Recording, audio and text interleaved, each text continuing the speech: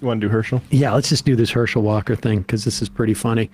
So it turns out Herschel Walker has a little bit of a Dr. Oz problem.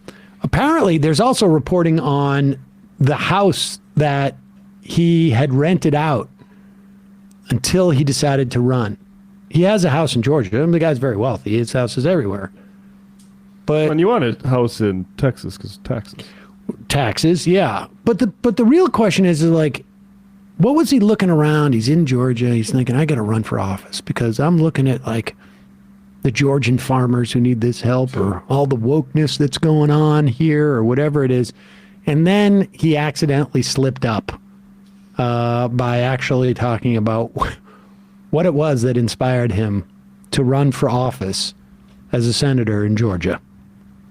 Everyone asked me, why did I decide to run for a Senate seat? Because to be honest with you, this is never something I ever thought in my life I ever did. And that's the honest truth. But as I was sitting in my home in Texas. Wait, what? Sitting in my home in Texas, and I was seeing what was going on in this country.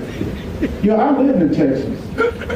Yeah, I went down to the border off and on sometimes. Why do our elected officials go down to the border for like an hour to get a sound bite? That's the only reason they go get a sound bite and they start talking how bad it is. I said, why don't you talk to the people there and see what's going on first?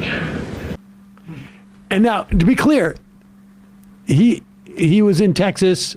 He lives in Texas, and that's why he decided to run for Senate in Georgia. Now, I'm sympathetic to the idea that he has Georgian roots, and so he wants to go back home and run for Senate. But I don't know that people in Georgia are going to be as sympathetic.